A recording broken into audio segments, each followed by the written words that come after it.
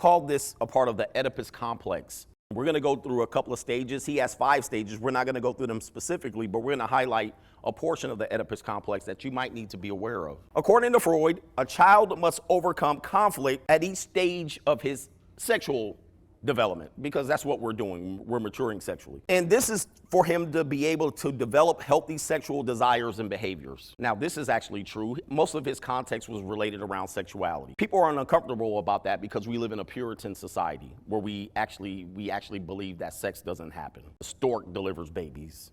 Like, we kind of try to avoid the conversation of sexuality, which actually stunts our growth, but I get why people try to protect people, but we go too far with it. And Sigmund Freud was talking about these sexual relationships and desires as either healthy or unhealthy.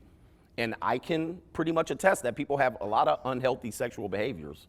And that comes from lack of maturity. Pimp culture, that's some single mom, son husband bullshit. Because much of the stuff that they display and prioritize is around sex. That sex makes them the man. Many of these pimps wear flashy clothes like women.